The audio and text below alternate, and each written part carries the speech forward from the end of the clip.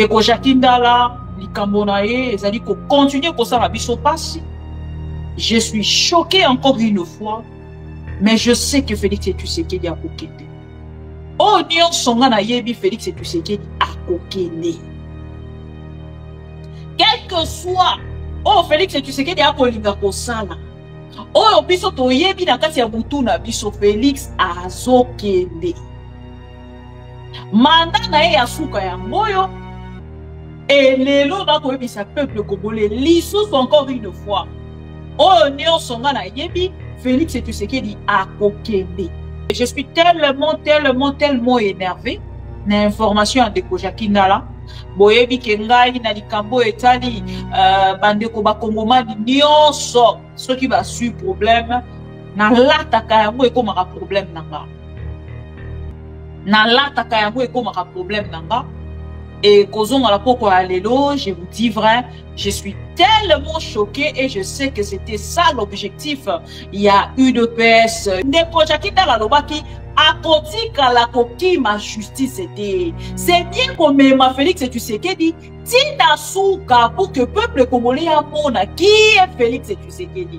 Pandeko langa, soki ko reçoit dossier au lokola scandale judiciaire, c'est grave. Moto ya sali victime, il y a abus sexuel. Oh, il a porté plainte, chers amis. Aïtanga bakombo ya bato nyonso, oh bazaki koya ko visiter. Monsieur Jules Massoua, Monsieur Jules Massoua, bisika ozali. Oyebi dossier oyo malamu. Monsieur Jules Massoua, et sika oza, na banda siko kotanga bakombo na bino. Na yebisa ki bino, que ces dossiers na swaki bakombo ya moto na moto. Et awa sikoyo, lokola bokeli na makambo ya Jackie. Na lolenge oboko kende na yango. Merci beaucoup na Félix Tshisekedi. Na état de droit version oyo mebeli peuple congolais. Cette version, c'est une véritable version de la dictature. Oui, bisanga, ni les gars qui a changé, soki ndeko Jakindala azonga qui est pas nainana. C'est là où tu peux bisabino que c'est l'ombre de Félix Tshisekedi, c'est la même noire qui est Félix Tshisekedi, la personne la plus embarrassée dans cette histoire. Bobengelanga Monsieur Jules Massoua, bobengelanga Monsieur Jules Massoua. Oh mususu nani, colonel Kiki. Colonel Kiki, Monsieur Jules Massoua. Bonsoir, Bakiti Bovanda. Boya koyebisa biso vérité. Na oyo sala na Monsieur Jakindala. Bolingi bokobisa mo propagation en faux bruit pour minimiser la situation, la gravité où ils allaient dans cette affaire. Un victime le nom. Bozui bo convertir yé na moto bokangi boke ko condamner. 3 ans proposés par ministère public. Et malheureusement, comment la volonté politique, il y a continué dans ndeko Jakindala na prison. Et donc, on a pas comment ba ko sala bitoto na kati ya dossier na bango. Ba chaki kuna na prison, ba koki lisusu ko transférer moto na prison te.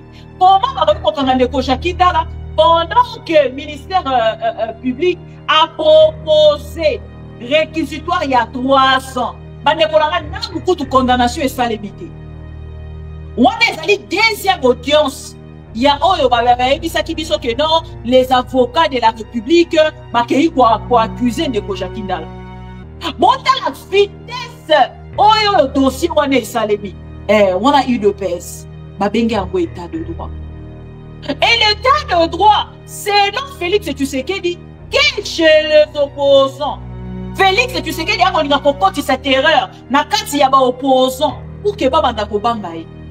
Bato nyonso bakoma kobanga ye. Moto moko te abanda. Depuis que Félix Tshisekedi a su pouvoir. Combien des opposants ici bakali? Je vais vous citer les noms. Nasaleli bino toute une liste. Pour notre côté, liste bino liste beaucoup infini. Oyo Félix Tshisekedi a sali. Oya kokanga soki botali na bato wana nyonso. Seulement les opposants. C'est ça l'objectif. Il y a Félix Tshisekedi. Rendre silencieux tous les opposants. Ce qui est si Félix Tshisekedi a siliki. Ce qui est si Félix Tshisekedi atalisi attitude na ye ya moto aza na kanda elingi kolobaki akokanga yo akobwaka yo na prison. Et c'est ça le dossier Jackie Ndala. Le dossier de Jackie Ndala, on dit qu'à la biso non prophétie ni tout ça et tout. Non, Mandekonanga. Le dossier Jackie Ndala, monsieur Félix Tshisekedi personnellement était embarrassé dans cette histoire. Et n'a pas parlé pour la koluka ko laver. Amer oyo ezali sali na dossier de Jackie Ndala pour na bango ezali pour renverser dossier parce que ça tellement monene et l'on mis dans ma plateau à minele et l'on mis partout.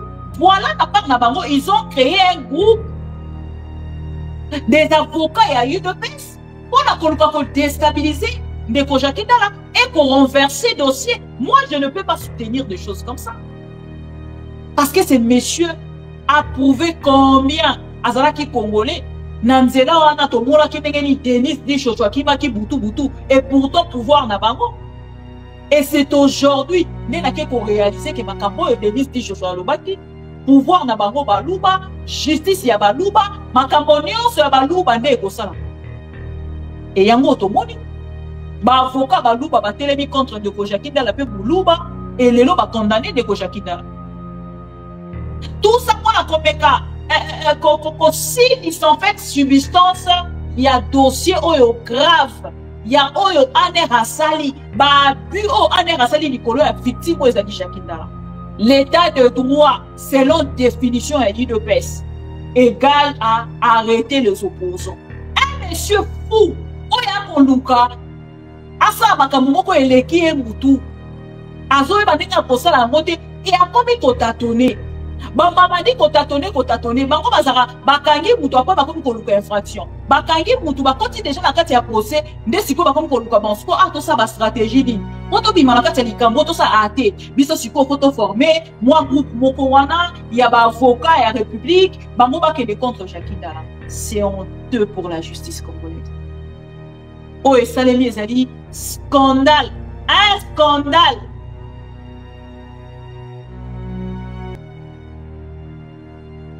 Scandale judiciaire. Tout bien un robot. Jamais vu. Dis jamais vu.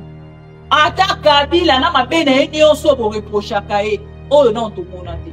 Tangela ici ko liste. Yamiibi o Félix Tshisekedi akangi. Donc l'objectif de Félix Tshisekedi c'est d'anéantir l'opposition. C'est ça l'objectif de Félix Tshisekedi. Objectif de Félix Tshisekedi ezali à diminuer, à réduire. Yango moni déjà monaka déjà opposition ya nzala, amonaka ngo déjà opposition ya pete. Pourtant ye moko azali conscient que ezali opposition o ezali kotia ye mal à l'aise. O ekomisie bilobela. O ekomisie lokwa moto abandi campagne ya sika. Ekomisie lokwa moto abandi campagne ya sika. Et à on a pas na bango loko na basa na besoin ba yoka que Jackie Ndala kei na appel a interjeté appel bango na ngambo na bango balobi non proposition oyo pour que Jackie Ndala kende ko sala appel te biso déjà to kende ko kangaye na kati ya prison ya makana. Et c'est ça la main noire, noir sur blanc, que la justice, la maladie de la justice c'est l'injonction de Félix Tshisekedi. C'est ce qui tue la justice, chers amis. C'est ce qui tue la justice congolaise. Pour Jackie Ndala, ndenge eko samba boye, réquisitoire oyo, ce qui va tiki ya zongi ndako, lobi akosa l'appel, akozala ka libanda. Ce qui a libanda, ndenge aza ko accompagner ba opposants, et ça dit loko epesi image boko boye. Non, nous devons l'arrêter. Voilà, il n'y a pas la justice, chers amis. Ah non, ce n'est pas possible. Nyonso na Congo est comme normal. Nyonso na Congo est comme normal. Ane oya zali bourreau ya Jackie. Aya ko porter plainte contre Jackie. Et dossier na ye et que ne mbangu dossier ya bourreau et que ne mbangu koleka ya Jackie Ndala.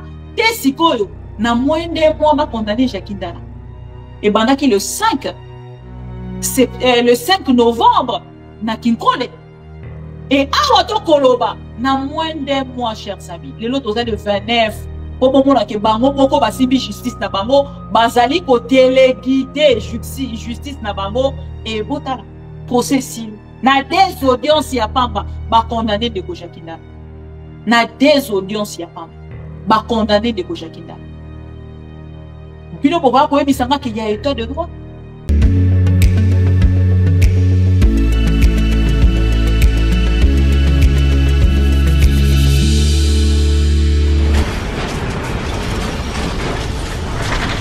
Ma mission TV, le miroir du monde.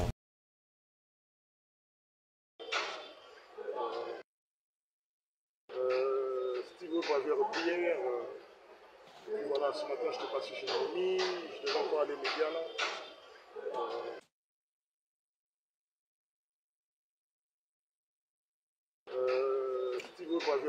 Bandeko balani ya maman Bibi Kapinga mbote na bino bisika nyonso besoin mi merci pour la fidélité confiance bozali bongo ko renouveler na ma mission TV le miroir du monde maman Bibi Kapinga nazongi lisusu na pokwa lelo pour que na solola na ba congolais na ngaki bongo to banda likambo ya arrestation ya mwana mboka Jakinda la boyebite mwana mboka Jakinda la depuis mokolo ya lobi ba tchaki ma place qui est sous mandat d'arrêt provisoire na 4e rue na parquet à 4e rue après juste audience ya mokolo ya lobi boyebi kende ko Jakinda la kenda ki mokolo ya lobi lokola bomesano kokutana na bazuzi to pe kosamba na likambo oyo ekomelaki ya viol.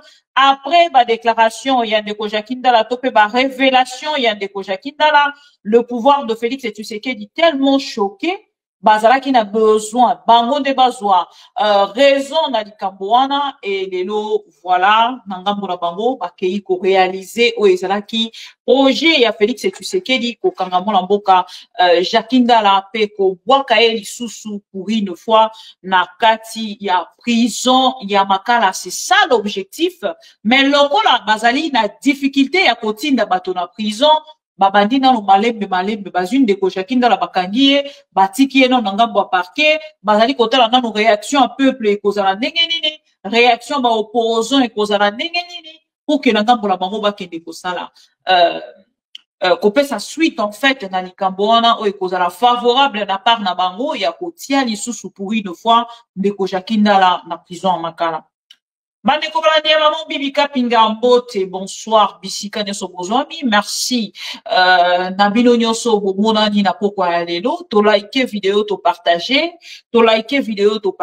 bandeko nanga et je suis tellement énervé na information ya ndeko Jakinda la boyebi ke ngai na likambo etali bandeko bakongomani nyonso soki basu problème na lataka yango ekomaka problème nanga na lataka yango ekomaka problème nanga et kozonga la poko ya lelo je vous dis vrai je suis tellement choqué et je sais que c'était ça l'objectif. Il y a UDPS na ngambo la bango ba kolinga komema biso na ligne oyo ya kotia peuple congolais na nzela ya koluka ko se désintéresser na ba information nyonso biso to bemila bango to pe o biso to partageaka pour na part na bango baloba te voilà biso to zali na propagation ya faux bruit bango ne bazali na vraies informations et peuple congolais a la kabinote peuple congolais azala en dehors ya makambo biso tozali koya pona ko éveil o tozali koya kosala chaque jour.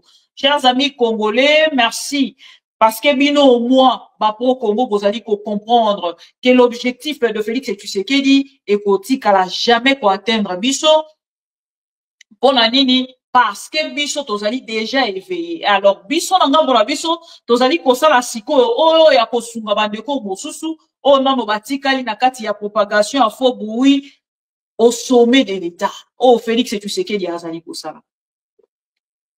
Bandeko amande sika na lingi na fongola siko pour que tolobe ya likambo ya état de droit. Est-ce que tozo kanga s'il vous plaît? Nacha retour. Allô? Bah, pro Congo, bonsoir. Est-ce que vous avez Kanga? Le son, c'est bon. Tu liké vidéo, tu partagé.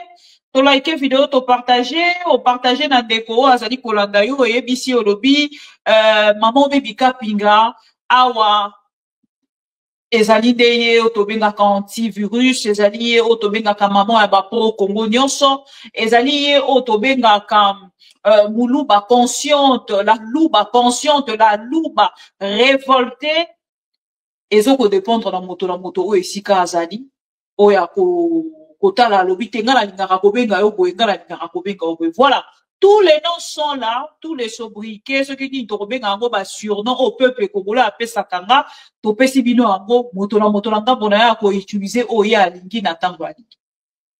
Bandeko balandi ya maman bibi kapinga, je suis tellement choqué boyebi nga ndenge nakotaka makambo ya bandeko na biso ba congolais ba pro Congo. Ndeko Jackie Ndala, likambo na ye, ezali ko continuer kosala biso pasi. Je suis choqué encore une fois, mais je sais que Félix Tshisekedi a kokende. Oh, nyonso nga na yebi Félix Tshisekedi a kokende. Quel que soit, oh, Félix Tshisekedi a kolinga kosala. Oh, biso to yebi na kati ya butu na biso Félix azokende. Manda na ye ya suka ya ngoyo. Et les lots d'un sa peuple congolais, l'issous encore une fois. Oh, néo songa na yebi, Félix Tshisekedi a kokende.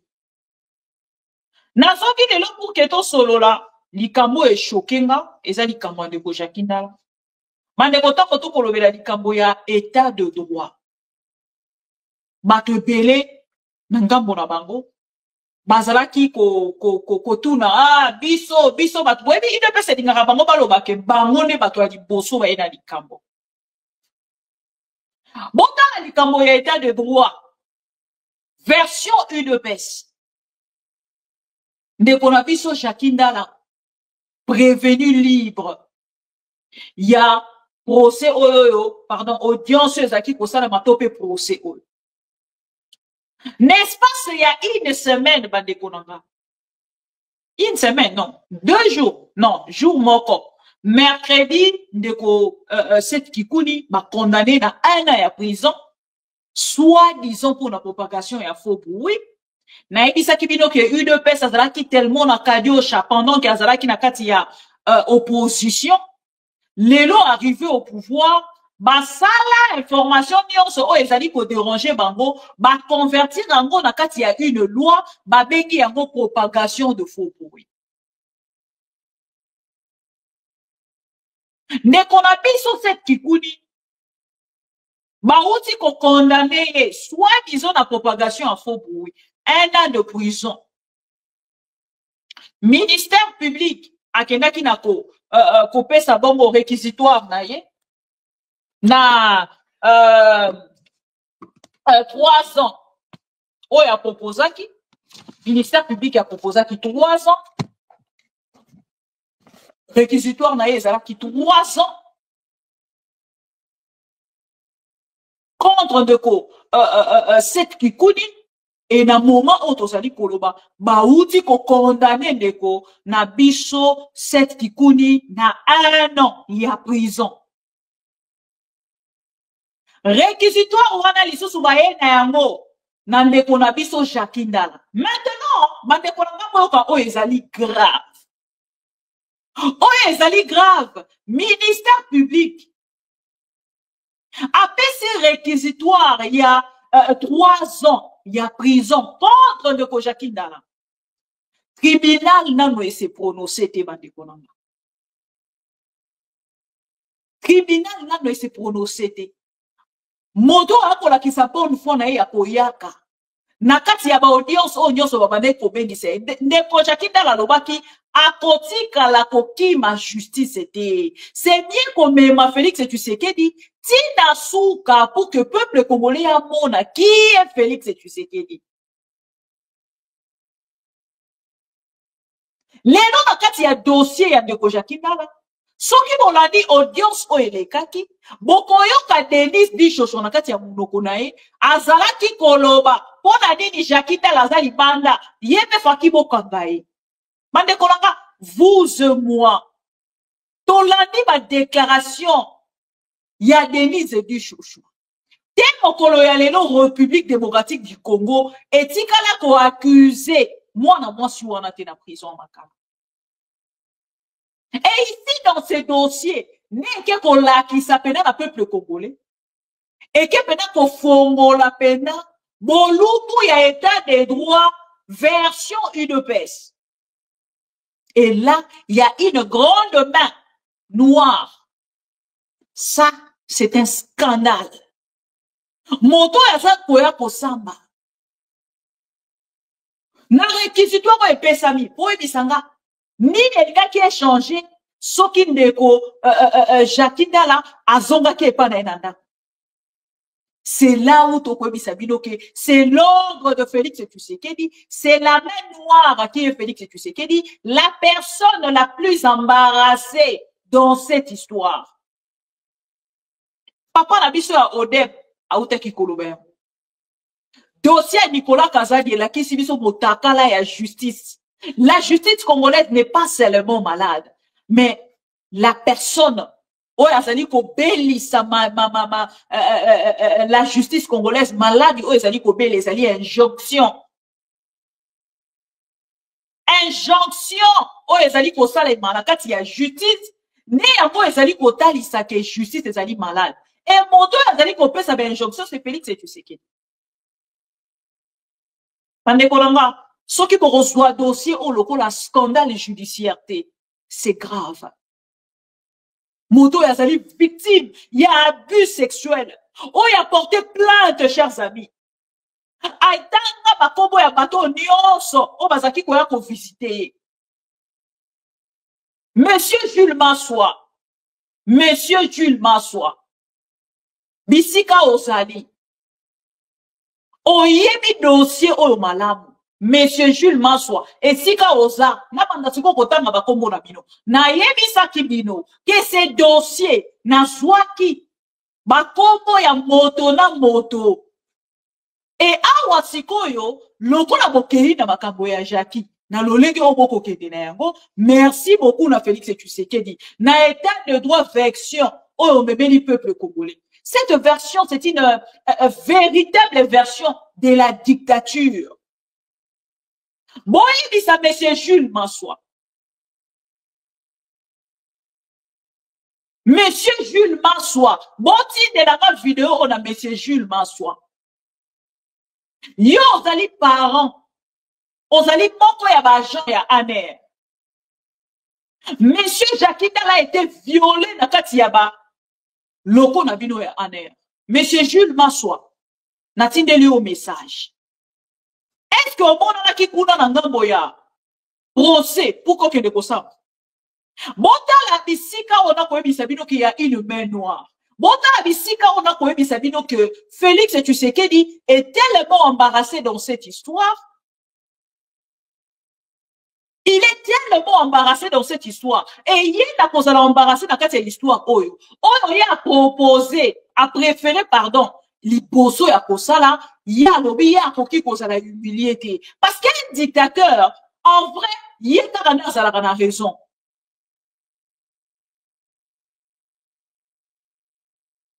Un dictateur kaka yende moto za la raison. Bobengelanga monsieur Jules Massoua. Bobengelanga monsieur Jules Massoua. Oyo mususu nani? Colonel Kiki. Colonel Kiki, monsieur Jules Massoua. Bonsoir bakiti bo vanda. Boya koyebisa biso vérité na oyo bosala na monsieur Jacquinda.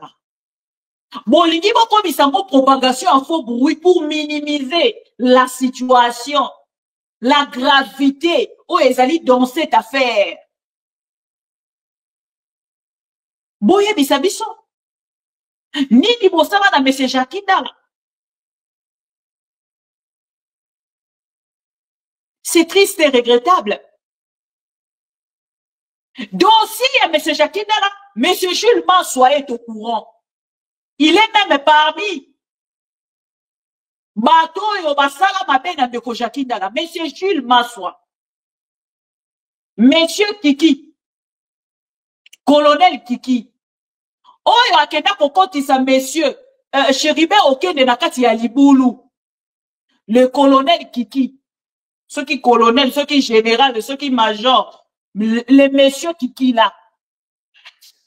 Le deux messieurs là. Bazali Batu Oyo Ndeko Jakinda là. Amona. Bisika Bozali. Avant makambo boluka boko misambo propagation il y a faux bruit. Biso toza déjà la matière nabino. C'est maintenant que nous allons dénoncer vos noms et vous allez reculer. Votre dictature. Oh, bon, kolinga kosala na peuple congolais. Félix, tu sais qu'il y a kolinga kokoti sa terreur. Na kati ya ba opposant. Pour que ba banda kobanga e. Bato nyonso ba koma kobanga e. Moto moko te ya banda. Depuis que Félix Tshisekedi a su pouvoir, combien de opposants ici bakangi? Je vais vous citer les noms. Nasale libino toute une liste. Pour notre total, il bino liste beaucoup infini. Oh Félix Tshisekedi a sali. Oh ya kokanga soki botali na bato wana nyonso. Seulement les opposants. C'est ça l'objectif. Il y a Félix Tshisekedi. Rendre silencieux tous les opposants.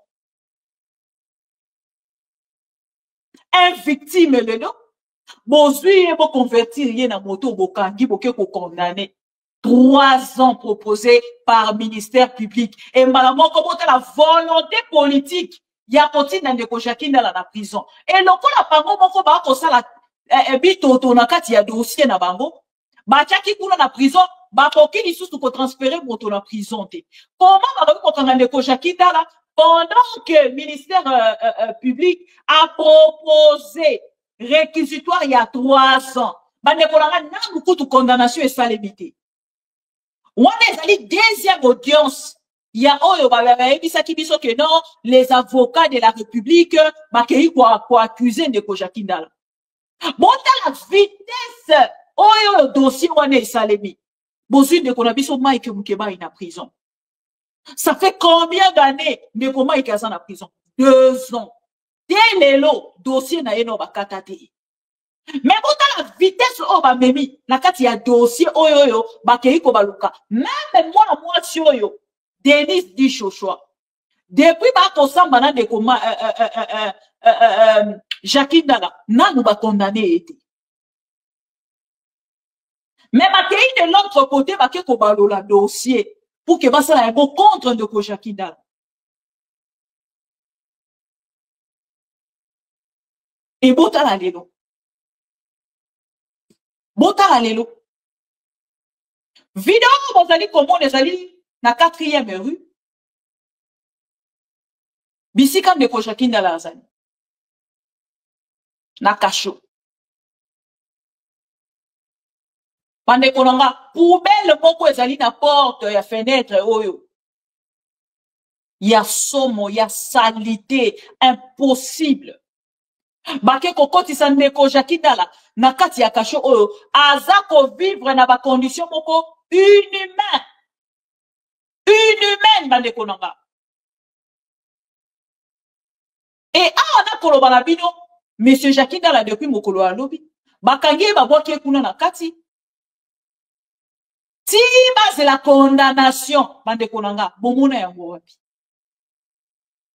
Une personne qui a casa la moto à Liboso, moto à Liboso a condamné victime. On a eu de pèse, babenge en état de droit. Et l'état de droit, c'est non Félix Tshisekedi qui est chez les opposants. Oh, Ndeko Jakinda là, mais beaucoup ka avocat nae. Alobi mokolo ya lelo depuis parquet boyo kaye et bongo to zonga pour que to conduit. Je suis maître lycée Lodosima Eric, l'avocat de M. Jakinda, la journaliste et opposant politique de Eugène Félix Antoine Tshisekedi. Je voulais faire part à la communauté tant nationale qu'internationale de la situation précaire, que ce soit santé, psychologique de notre client Jakinda. Effectivement, notre client avait déposé une plainte devant le parquet général près de la Cour de cassation contre Mme Bissouchoua et contre les agents de l'ANER dont il a eu à souffrir de leurs sévices et de mauvais traitements. Et par une circonstance extraordinaire, c'est le ministère public et une partie qui se dit République qui ont attaqué notre client pour faux bruit. Et le faux bruit ici, c'est sous-entendu la plainte de M. Jacques Ndala. Ils ont exploité cette plainte pour en faire soi-disant des contradictions. Nous avons plaidé devant le tribunal de paix de Kikole. Or, il se trouve qu'au sortir du plaidoirie, le ministère public a demandé, conformément à l'article 68 du Code procédé pénal, la détention provisoire de notre client en entendant le prononcé du tribunal. C'est d'autant plus incroyable puisque ce genre de décision est pris lorsque le prévenu est dangereux ou bien représente un danger pour l'ordre public et ou bien on ne sait pas l'identifier. On ne connaît pas son domicile ou son logement et qu'en de surcroît, il n'a pas de garantie de représentation. Or, M. Jacques Ndala est facilement identifiable, c'est une personnalité, il a une famille, un foyer et des enfants en bas âge. En outre, il a été invité à plusieurs reprises devant le tribunal de paix et il s'est toujours présenté. Alors cette détention qui a commencé hier fait aujourd'hui que notre client se trouve dans une situation précaire, dans un amigo, dans un cachot où il ne peut même pas s'allonger correctement puisqu'il dort même le soir. Ils sont plusieurs sous cette chaleur, ils n'ont pas d'endroit pour faire leurs besoins. Ne parlons pas de la situation psychologique. Et il a entamé de surcroît une guerre de la faim. Donc nous voulons prévenir la communauté tant nationale qu'internationale. Tout ce qu'il adviendra de la santé de M. Jacques Ndala devra être non seulement justifié par ceux qui l'ont chargé d'une telle manière, mais surtout par l'incapacité de la République à prendre ses responsabilités devant une plainte, à dire s'il est bien fondé ou pas. En cela, je remercie et nous remercions d'ailleurs et la famille de M. Jacques Ndala, tous ceux qui ont montré de la solidarité et de l'empathie à son égard et nous nous battons pour que les droits et les lois du pays soient respectés. Ndala est facilement identifiable, c'est une personnalité, il a une famille, un foyer et des enfants en bas âge. En outre, il a été invité à plusieurs reprises devant le tribunal de paix et il s'est toujours présenté. Alors cette détention qui a commencé hier fait aujourd'hui que notre client se trouve dans une situation précaire, dans un amigo, dans un cachot où il ne peut même pas s'allonger correctement puisqu'il dort même le soir. Ils sont plusieurs sous cette chaleur, ils n'ont pas d'endroit pour faire leurs besoins. Ne parlons pas de la situation psychologique. Et il a entamé de surcroît une guerre de la faim. Donc nous voulons prévenir la communauté tant nationale qu'internationale. Tout ce qui adviendra de la santé de M. Jacques Ndala devra être non seulement justifié par ceux qui l'ont chargé d'une telle manière, mais surtout par l'incapacité de la République à prendre ses responsabilités devant une plainte, à dire s'il est bien fondé ou pas. En cela, je remercie et nous remercions d'ailleurs et la famille de M. Jacques Ndala, tous ceux qui ont montré de la solidarité et de l'empathie à son égard et nous nous battons pour que les droits et les lois du pays soient respectés. Et qu'enfin, conformément à la Constitution, personne ne soit au-dessus de la loi fondamentale et des droits et libertés des Congolais. Merci.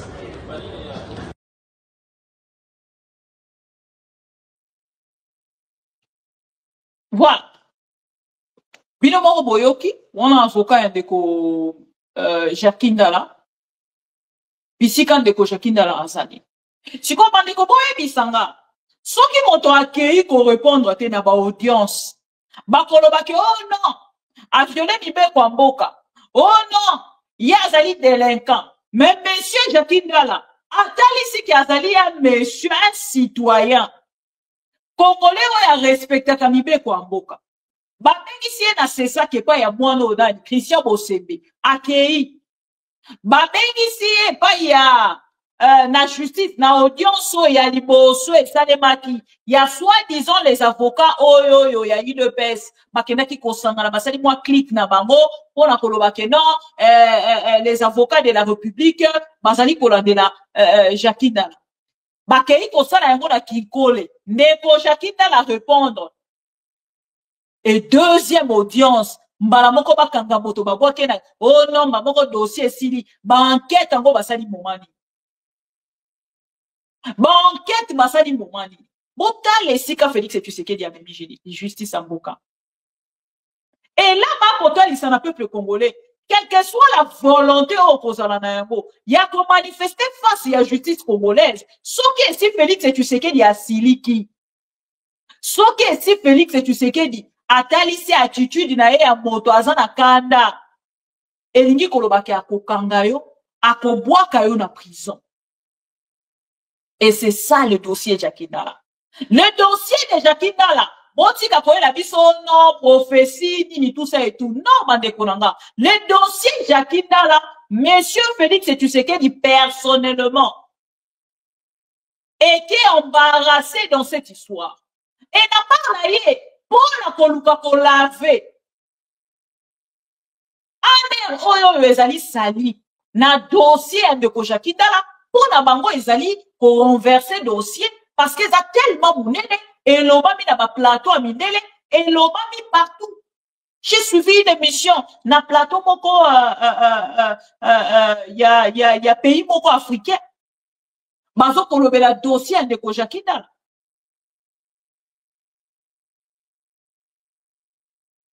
Baza kolobela dossier de Jackie Ndala. Et pour la koluka ko se laver bango moko, baza koye bate lo lengeni ni to sala. Et voilà na part na bango, ils ont créé un groupe des avocats et à UDPS pour la koluka ko déstabiliser de Jackie Ndala et qu'on renverser dossier. Moi, je ne peux pas soutenir des choses comme ça. Parce que ces messieurs a prouvé combien Azalaki Congolais Nanzela wana tomola ki mengeni Denis di Chochwa ki maki butu et pourtant pouvoir na bango. Et c'est aujourd'hui nena ke ko réaliser que makambo Denis di Chochwa lobaki pouvoir na bango baluba justice ya baluba makambo nyonso ya baluba nde ko sala. Et yango tomoni ba avocat baluba ba telemi contre de Jackie Ndala pe buluba et lelo ba condamné de Jackie Ndala.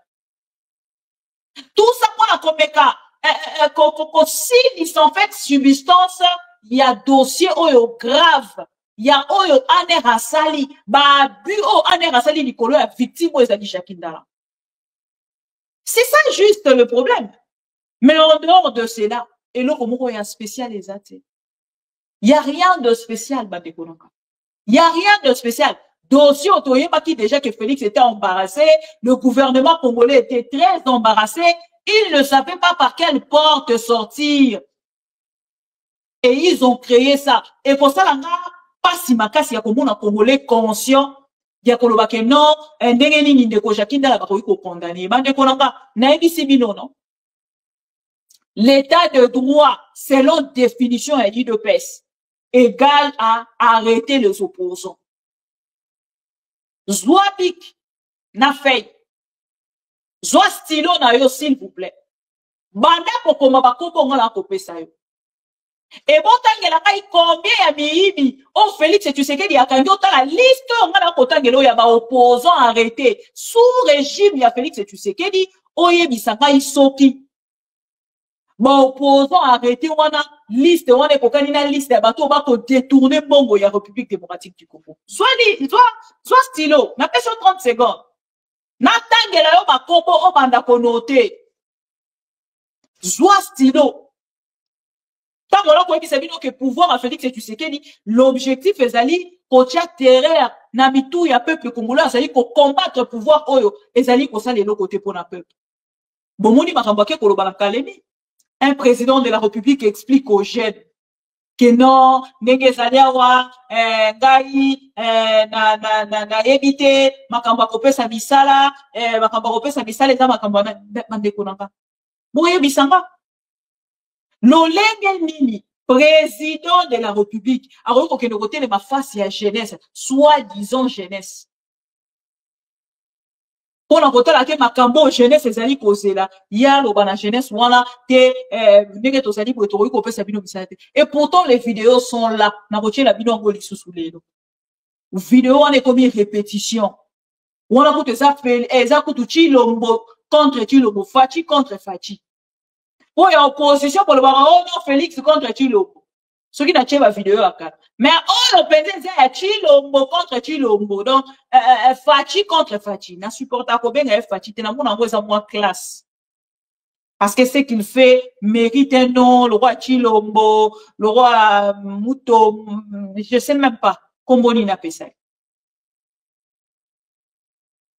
un monsieur fou oya konduka asa makambo moko eleki mutu azoyeba ndenge akosala yango te et akomi kotatone Bamamadi kotatone, bango bazara, bakangi mutu apa bakomi koluka infraction. Bakangi mutu bakoti déjà na kati ya procès, nde siko bakomi koluka bansko, to sa ba stratégie nini. Poto bima na kati ya likambo, to sa ate, biso siko photo formé, moi groupe moko wana, ya ba avocat ya république, bango bakende contre Jacques Ndala. C'est honteux pour la justice congolaise. Oh, et Salemi ezali, scandale, un scandale.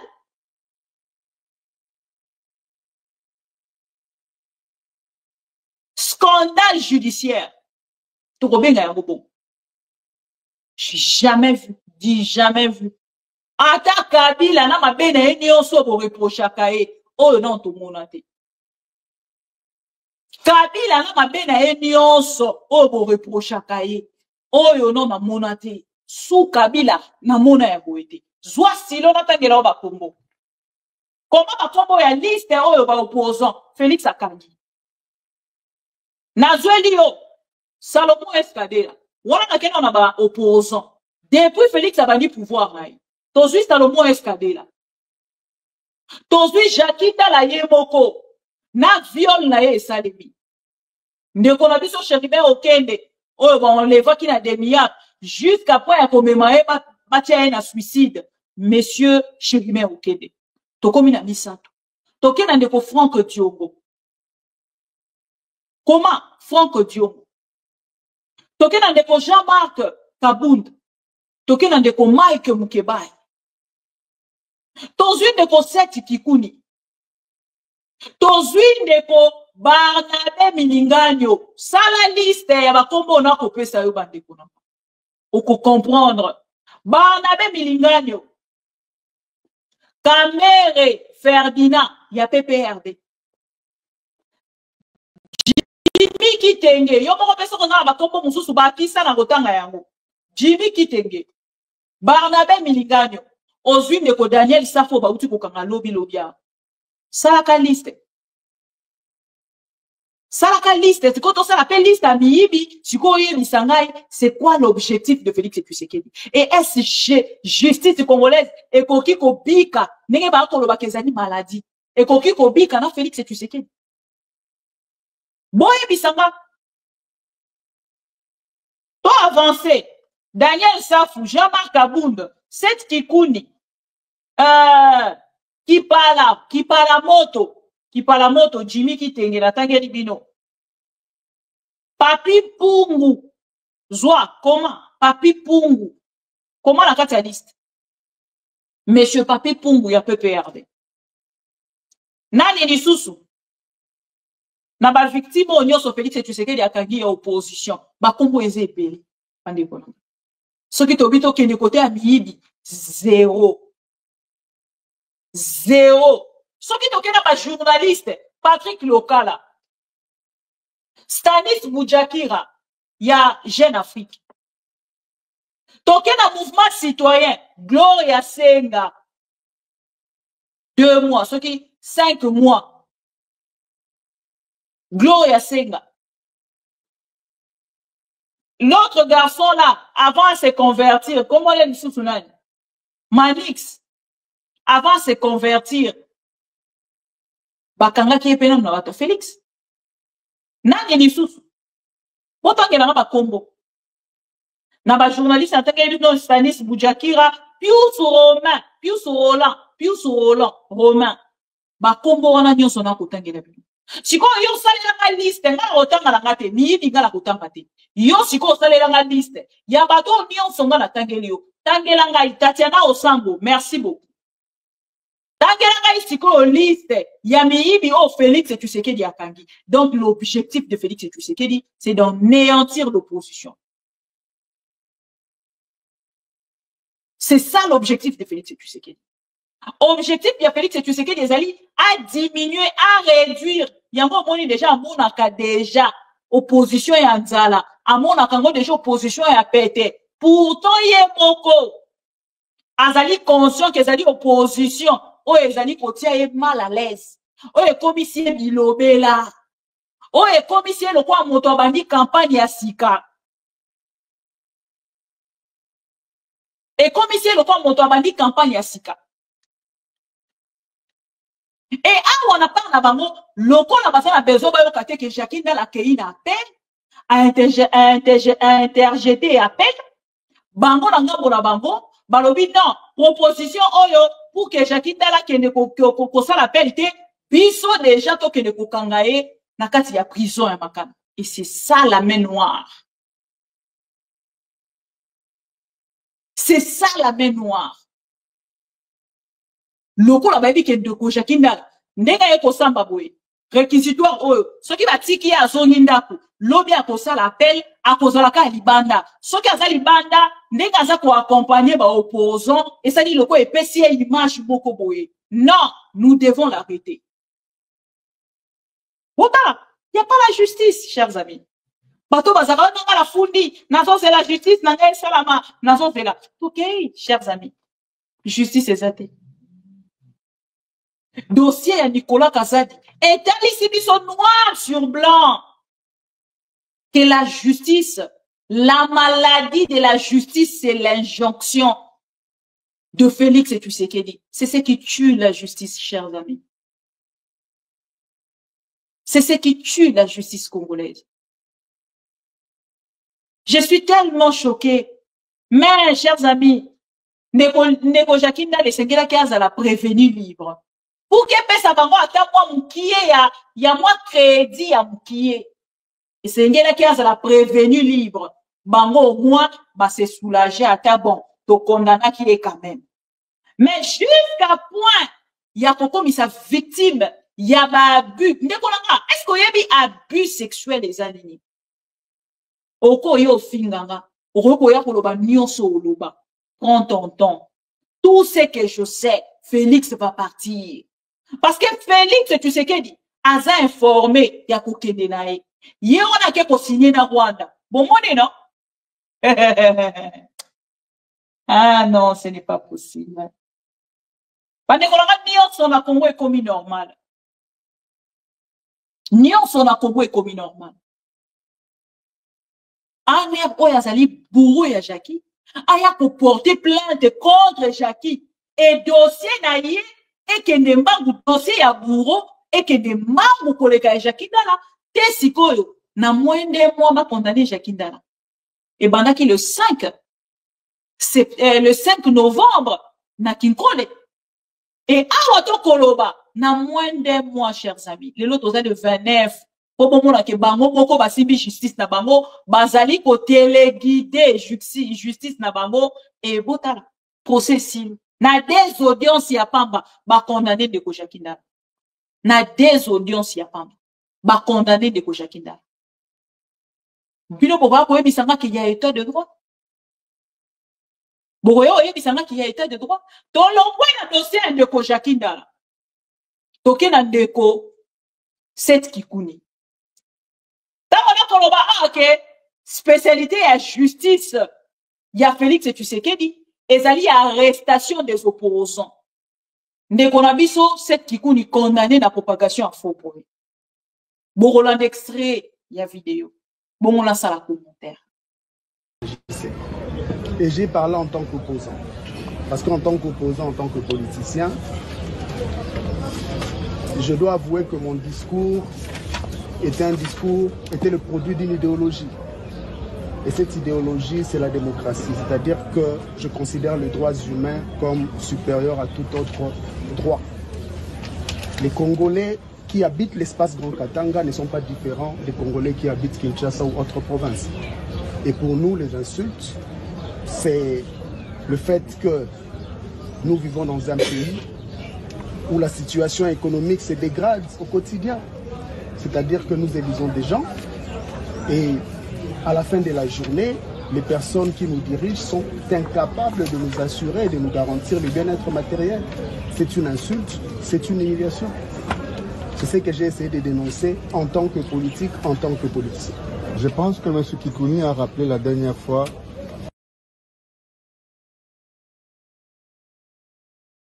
Président, si je dis en ce moment que le temps est nuageux, est-ce qu'on doit conclure qu'il va pleuvoir, la rivière Ndjili va déborder, il y aura 10 000 morts?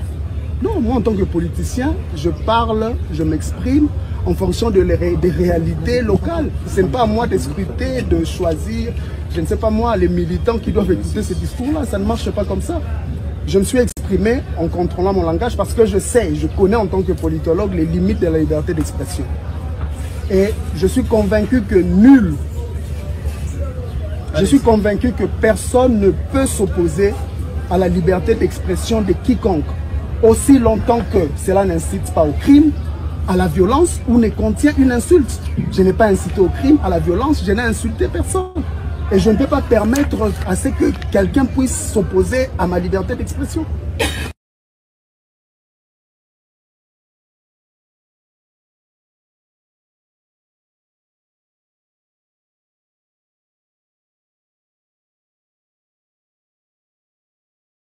Voilà. Bolandi, wana ndeko na biso set kikuni na ngambo ya kikole pardon na ngambo ya prison ya Makala esika azali kosamba esika azalaki kosamba parce que déjà awa bokutaki koyoka biso na bino tokutaki koyoka réquisitoire lisusu ya justice toujours ya Félix Tshisekedi ya ministère public 3 ans oyo bakutaki kopesa na ndeko na biso set kikuni nini lisusu awa propagation ya faux bruit na ndeko Jacques Ndala propagation ya faux bruit na monsieur set kikuni lelo opposant ekomi soki kako critiquer Félix Tshisekedi spécialité na bango propagation ya faux bruit même ndeko Patrick Lokala awuti awa bakangi ye bavandisi ye na kati ya parquet bazeliti ya changer maloba nde yango nde objectif au bakei kokangela ndeko Jacques Ndala jusqu'à ce qu'azonga sima a présenté ba excuse akende koloba ke makambo ngana loba ke ezalaki ya lokuta ndenge bakuti kosala na ndeko Patrick Lokala ndeko set kikuni bolanda ba déclaration ndeko set kikuni soki bolanda yango te na koyekotela bino bandeko nanga bisika nini bomona propagation ya faux bruit bozwa ta 2 minutes kaka s'il vous plaît. Propagation à faux bruit ezalaki côté nini soki Félix Tshisekedi akomi kaka choqué na ba propos na yo na ba déclaration na yo na télévision nekolanga yebaka ke lobi okozwa propagation à faux bruit. C'est ça l'objectif. C'est ça l'objectif actuel. Donc si lista ba opposant nyonso bakotia mal à l'aise na Félix Tshisekedi Franck Biongo exil, Olivier Kamitaki exil, Katumbi exil, nani lisusu Jean-Claude Vemba exil, Kabila bango kutu balobi na biso bota propagation ya faux bruit oyo ezwaka ampleur oyo bakangelaka na kasho ezakaka oyo balobi contre pouvoir à Félix mais soki balobi yango contre les sénateurs à vie wana etalaka Félix Tshisekedi na justice à Congo te azalaka on dirait vraiment balongolaka Kabila bake kotia on dirait azalaki président ya mboka moko boye oyo bango bayebi te na kokoma wana boyoka makambo ndeko set kikuni alobaka lobi botalisanga propagation ya faux bruit ezalaki kote nini lelo ye wana bake kobamba ye un an moko boye oyo mutu nango na makolo nango eyebani moi je pensais même que ndeko set kikuni bakoloba bon aza opposant na makambo ya lobi soki toyebi tolandelaka makambo ya propagation ya faux bruit wana tokobebisa justice ya Congo bopesa ye ata 1 mois pona ka esala neti ke non ndenge bobenge yango centre ya rééducation ezalaka lokwa moto akendaki mpona rééducation esili abe non chers amis bakei kopesa ndeko set kikuni 1 an s'il vous plaît 1 an bandeko nanga il a sa famille il a ses business il a son parti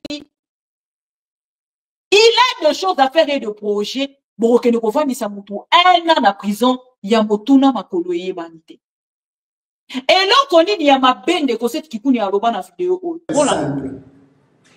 Je dis réveillez-vous. Mon message est simple. Je dis levez-vous. Mon message est simple. Je dis bravez la peur. Et plus important, apprenez définitivement à dire non. Ne laissez pas l'arbitraire, l'insécurité, la prédation deviennent la norme ici. Vous avez appris que Tshisekedi veut changer la constitution. Avec ces institutions illégitimes, super illégitimes. Pourtant, je me rappelle, le 23 décembre 2023, le Grand Katanga et toute la République avaient clairement signifié qu'ils ne voulaient plus de Tshisekedi. Ils l'ont dit. Le Katanga a pris le 87% n'a pas voté pour Tshisekedi. Après l'usurpation, qu'est-ce qu'ils disent aujourd'hui? Nous voulons le dialogue, nous voulons la cohésion nationale, mais la cohésion nationale et le dialogue avec des tricheurs. Il a triché, il a dit qu'il a obtenu 73%, il a dit que les 475 députés lui appartiennent, il a dit que les 26 gouverneurs appartiennent à l'Union sacrée. Au lieu de se contenter de ce qu'il a, il demande maintenant le dialogue et la cohésion nationale. Est-ce que nous avons réellement quelque chose à nous dire? À part lui rappeler en face que ce qui s'est passé le 23 décembre 2023 était de l'usurpation, du vol, de la tricherie que nous n'oublierons jamais. Est-ce que nous sommes prêts à faire le porte-à-porte pour dire à tous les grands Katangais que ça suffit? Oui. Est-ce que nous sommes prêts à prendre nos téléphones, à appeler tous les grands Katangais pour les préparer à la résistance? Sommes-nous prêts? Oui. Voilà. Bolandi Nekoset Kikuni. Bokoye Bisanga, Nakati ya makambo ya lobby. Félix Tshisekedi tango na Mbandaka. Alobi bana ya Mbandaka. Akei na Katanga. Alobi batoto wa Katanga. Tango na Akademi alobi batoto wa Akademi a Mujambo. Boye Bisanga. Ceux qui osali ko s'adresser face aux Kinois. Au Rolobani. Les Ivoiriens. Rolobani, les Brazzavillois. C'est triste. Cette Kikuni a fait choquer. Et comme il a fait choquer directement Félix Tshisekedi, Borozonga directement na ba propos ya Denise Edi Chouchon. Alobaka na biso. Que Félix Tshisekedi ne moto akangisi ye. Félix azalaki choqué yango bakangi ye bakangi ye te po alobaki makambo ndeko Jakinda. Et ya preuve yango e monani bakangaki ye po na ba kende ko discipliner. Ba rééduquer ye. Mais bakangi ye po na makambo ndeko Jakinda. Preuve tant au procès ya Denise Ebandi ba audience ebanda batikala kobenga jamais ndeko Jakinda. Ça dit bazalaki déjà pour considérer ndeko Jakinda la tête na kati ya dossier.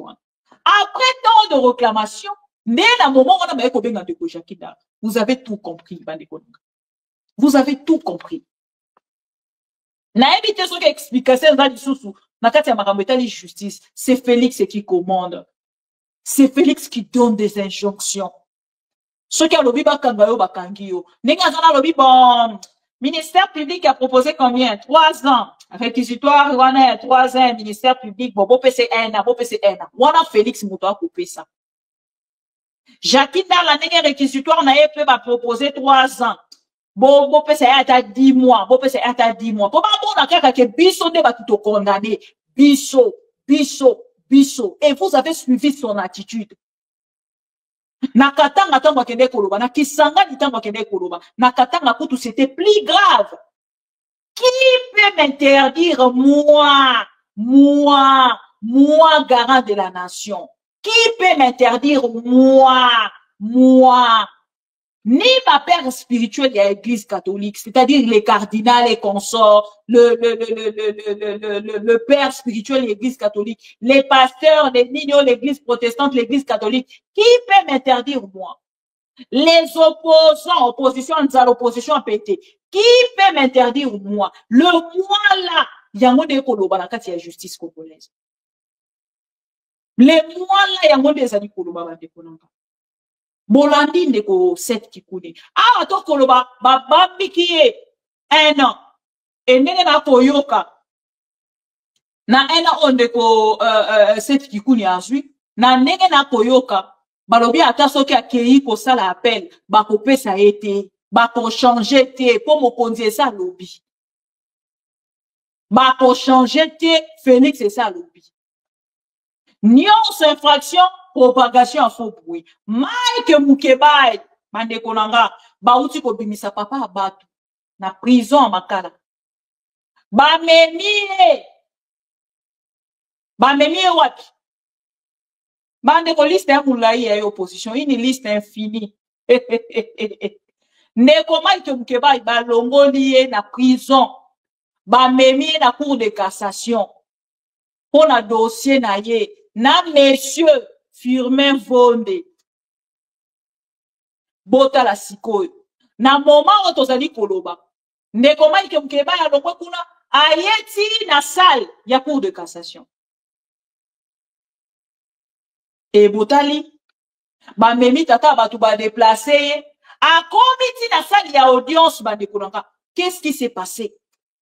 Balobi na non ndenge za boye membre moko ya cour lelo alobi ya ko participer te. Alobi a participer te, a siéger te, voilà. Le terme est juridique. A siéger te.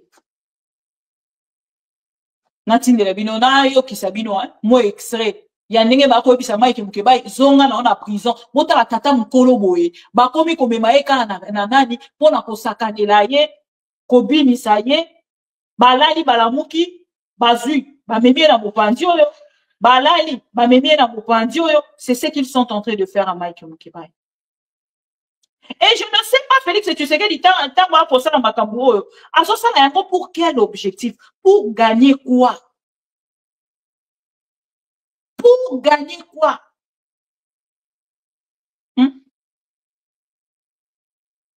Botal. Donc, Mike Mukebai a le droit de bâtir dans le garage.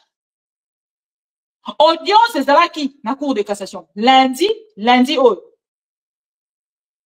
Juge moko ami loboli ka ye moko ami loboli. Oh non, ya ko siéger. Juge wana o a se retirer. Oh non, la ko samba la te, mbala moko na parle na bango non, to ça au grand nombre te, au grand complet te, loko la juge wana zate bozonga lisuku na prison. Bande ko botala ndenge. Félix et tu sais qu'il le ndenge azako poursuivre ba opposant. Même Kabila à ça là-bas opposant et à point au Félix a pour ça la tête. Les sous-mots opposants basali, il y a pour pas Félix et tu sais qu'il n'a pouvoir.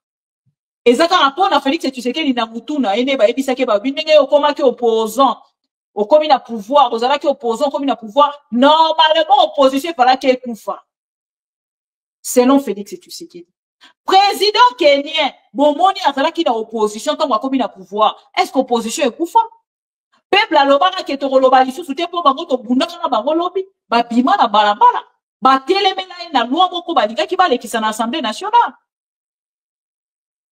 Mais tala ndenge Félix tu sais qu'il y a ko zoba ba opposant.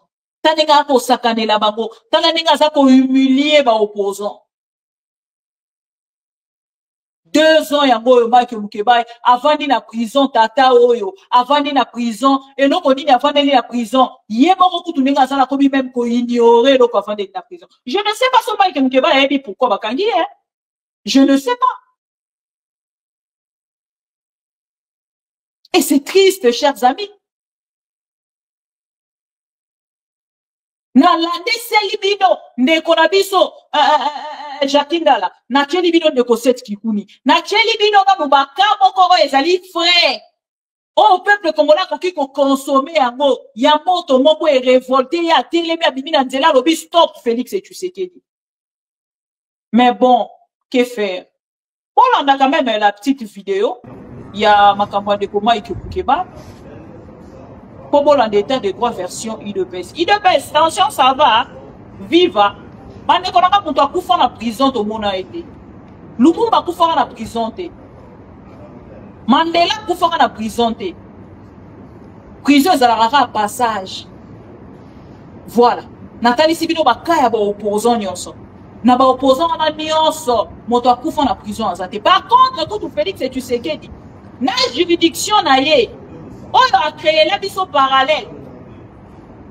juridiction de droit. Oh, il y a comme la biso, oh, il y a salé la biso. En erna demi-ab, tu perdras pour tourner négocier libère, ok, de sous Félix et tu sais qui. La juridiction de droit, oh, il y a créé la biso, en erna demi-ab, tu perdras. Monsieur Chéribin, ok, bah, puis, oh, commis, grave, chers amis. Bon, on a quand même ma vidéo pour que tous les canards. Point sous. Bon, on a vidéo de comment il Québec. Na lundi, na cour de cassation.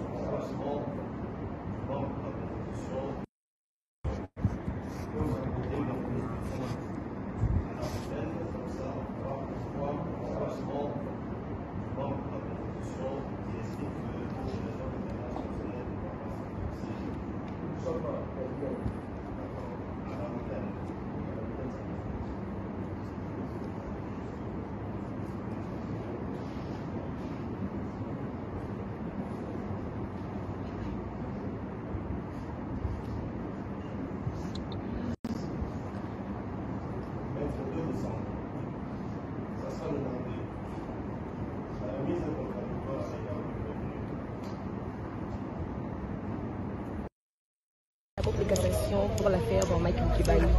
Mais le juge a dit que l'affaire a été reportée. On veut savoir pourquoi. Alors nous avons, comme vous le savez, nous sommes venus aujourd'hui pour pouvoir assister notre client qui est Mike Moukibaï, qui a été arrêté comme un vilain type, un homme de rue.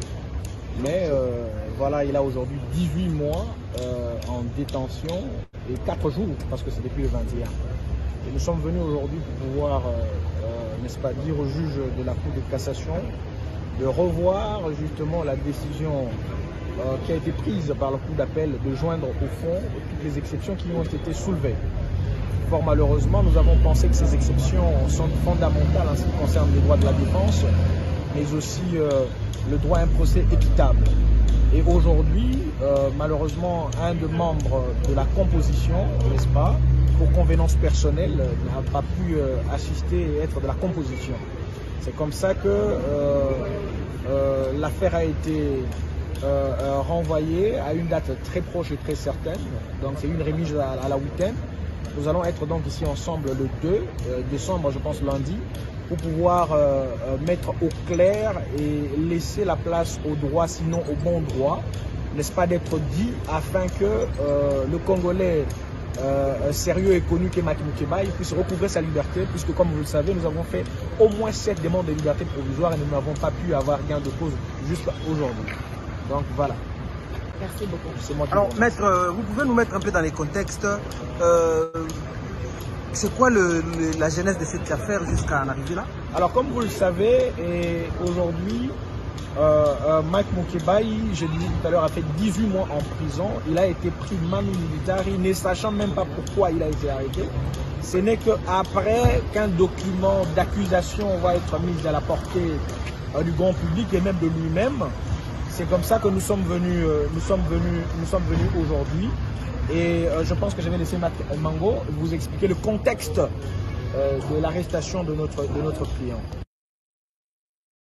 Voilà. Et ce que tu dis pas dossier au Nyonso. L'attitude, oh Félix, tu sais qu'il y a des alliés qui ont affiché, n'a pas opposant. C'est là où est Kotinda Félix et tu sais qu'il a changé constitution. Avant, si qu'on commis l'obéla. L'obi so ki ngai na longwe na kati ya pouvoir. Na koko manini. N'est-ce pas bato nyonso bakotalisa mando qui contre nga? Il faut nga tika na pouvoir longtemps, plus longtemps possible. Pour que bato nyonso baya kala na samba kolonanga. Azoka solo ya kokende na ete, mazoye azoka solo kokende na ye, mazoye bata kokende ndenge nini.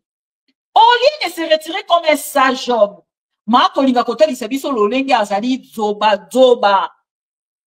Alinga kende nango tina suka. Et nous, le peuple congolais, nous, les pro-Congo, toko accompagner Félix Tshisekedi.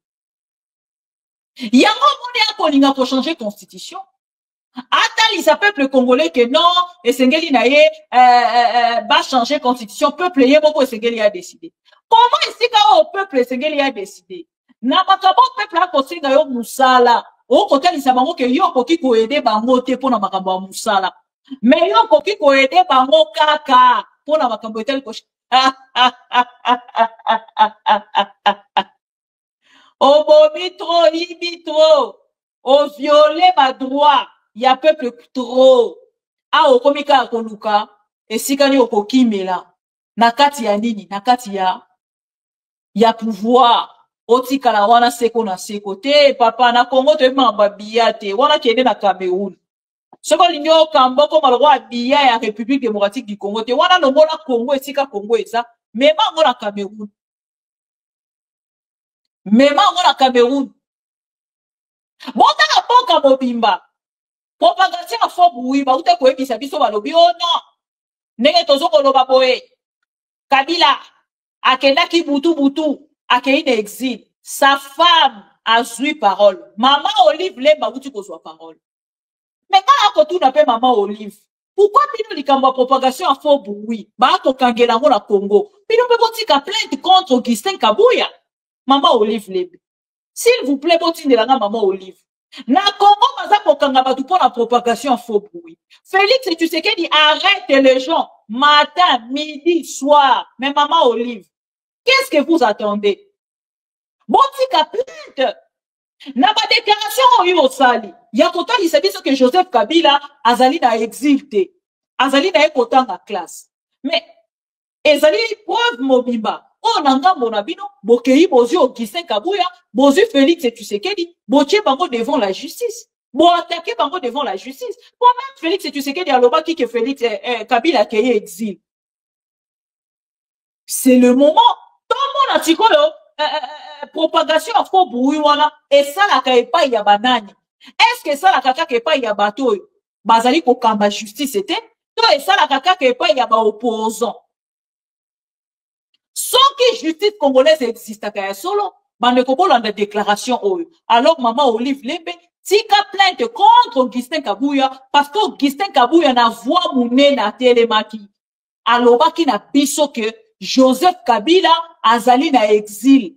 Alors pour yo kayo koloba makambo olobi parce que lelo l'arrestation infraction ezaka moko maman Olive. Infraction lelo na Congo ezaka moko. Oh Félix asaleli biso na loi na ye depuis baya. Bo informer maman Olive. Depuis Félix Tshisekedi aya ahela biso loi na ye o babengi ngo propagation à faux bruit.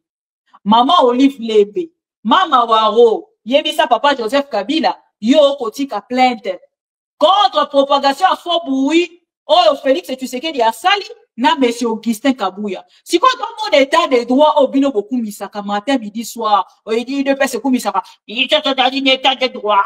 Tozali état de droit. Tout le monde a si quoi Félix Tshisekedi bakangi pour la propagation à faux bruit. Tout le monde a Augustin Kabuya arrêté pour la propagation à faux bruit. Ne mon kolonga rodi ma justice na bino. Tant que bino propagation à faux bruit c'est la rakaka soki biso to dénoncer likambo. Oh, allez. Allez. Voilà, na maman Olive Lembe. Nako profiter muke awa pona lobaboui. Vous allez décourager te, vous allez désespérer te. Ya biso mkonzi. Ya biso autorité morale. Amona kike lokola na sali passation pacifique. Alternance et ça les mis bien. Mais les autres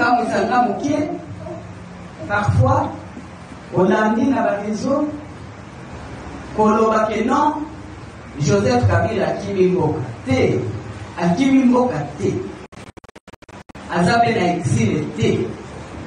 Oh, la mise autorité morale a profité et Kotanga a enrichir les sous cerveau pour que Dango a possible ça bien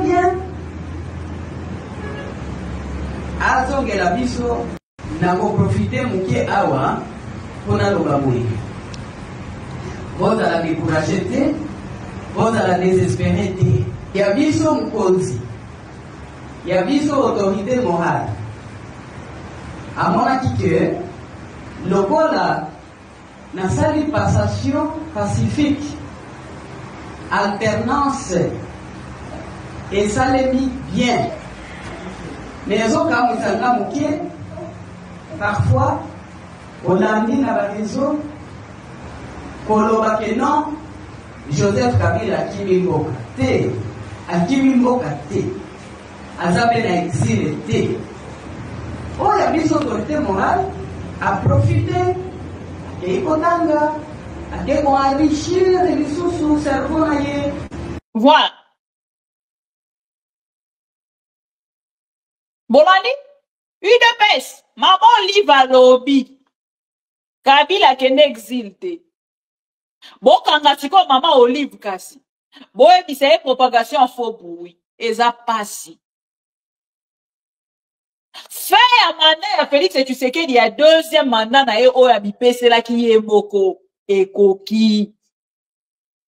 Loko la e koki, papa, kanga bisaka.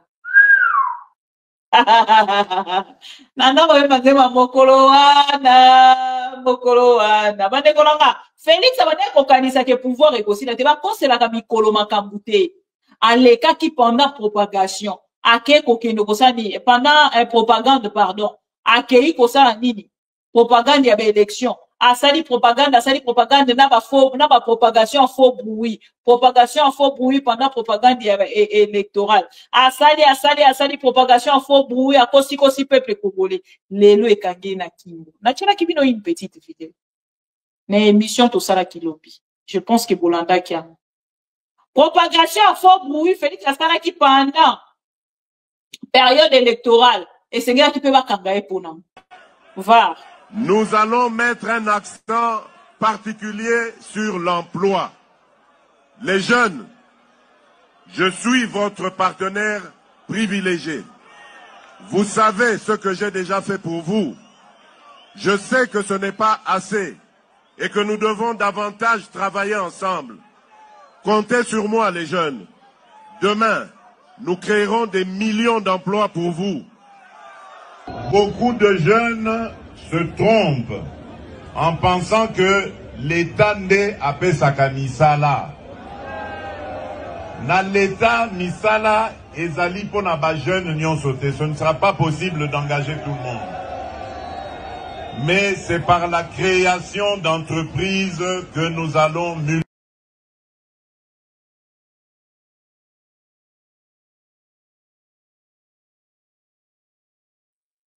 Voilà.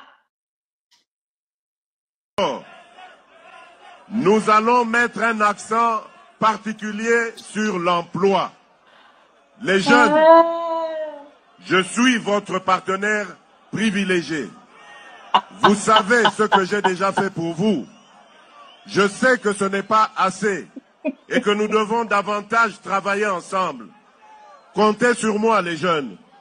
Demain, nous créerons des millions d'emplois pour vous. Beaucoup de jeunes se trompent en pensant que l'État n'est à Pesaka Misala. Na l'État Misala ezali pona ba jeune nyon sauté. Ce ne sera pas possible d'engager tout le monde. Mais c'est par la création d'entreprises que nous allons multiplier. Voilà. Propagation faux bruit. Oh, ya bino komona ngo na niveau ni. Poto lobela la bande ko photo ya perdre ça l'émission mo spéciale propagation à faux bruit. Propagation à faux bruit. Oh bino ko kangela rabatu. Félix tu sais que di boro kanga ete pona denga posa ka peuple. Bon moni moi des vidéos mon côté. C'est des vidéos. Il y a période électorale. Na ya tango akei ana kolwezi. Aleka ki na kolwezi bande ko bo permettre ngana olukela bino ba vidéo na kangisela bino ngo atana weekend lobito dimanche na kangisela bino. Na la bino ba vidéo à Félix et tu sais qu'il il y a période électorale. Pendant propagande nae nini alobaki. Monto aleka lobi na peuple to ko créer 6 millions d'emplois, chers amis. 6 millions d'emplois. Yo vendre na poto non? Ce qui Félix tu sais qu'il y a pour l'État n'a pas sa camisala te, mais il y a des structures créées par l'État pour orienter des gens dans Moussala. Et l'État même, ceux qui ont comme ça, il y a ça qui accompagner yo à travers la structure ou en alliance. Autant que ça la synthèse, bon, autant que ben le ministère y a travail. Ils ont payé sa misala. Ils ont orienté, ils ont accompagner yo ti opposant musala balingi ba mona muto avandi na ndakute. Baza ko accompagner mutu moko. Par rapport à ceux qui battent les balobi, oh non, bon, yo sala nini. Oh, tenga la nini na maçon. Ah, ok. Bon, bah, foutez li mbongo. Batindi on a formation pour comme maçon. UNPP Nabino, INPP Nabino.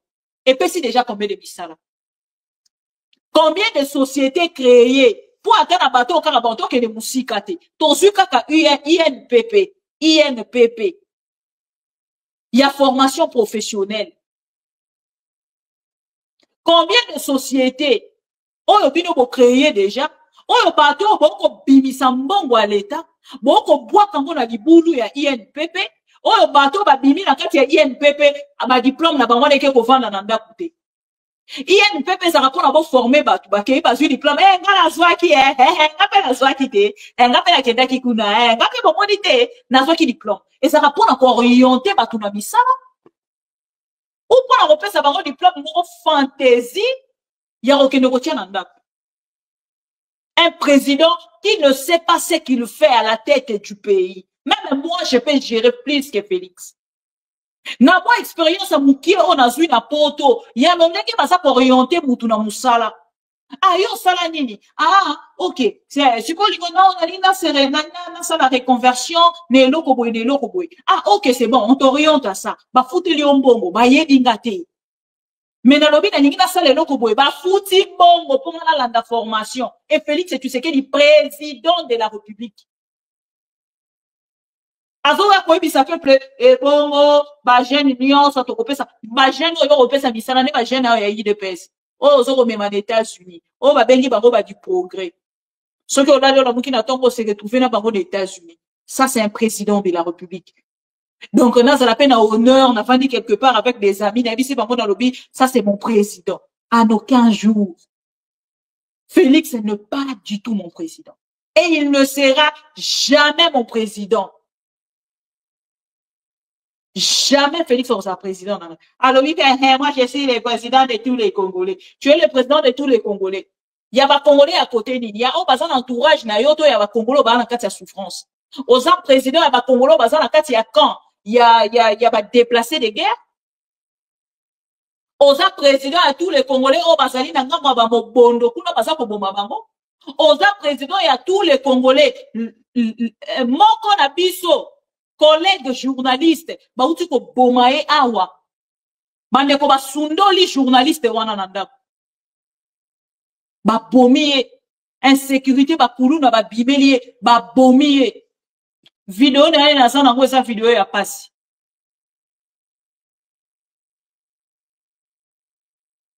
Il nous dit que non, le président de la République, bon, mais ça va te repère, ça va tout bien sauter. Bon, repère, ça va nani, alors, liste en quoi ça va wapi. Il y a bateau bino pour repère ça misala. Parce que bateau bino pour repère ça bango misala, te va qu'il n'est pas nani. Bande kolanga, muto chaki Félix na pouvoir, là, qui c'est no rodia yake au salapo? Yebisa ya toi le pourquoi comme qui président, s'il vous plaît. Parce que ça commence à nous agacer, surtout moi, ça m'agace. On dirait coco, parce que je suis tellement stressée dans ma cambo Félix et tout. Je me stresse tellement. Ce qui Félix a lobby kaka bande kunanga, ngana stressa. Naloba nzamba lobby ni su nini kuna. Oh maman dit lobby ya okope sa nani misala na ba gente.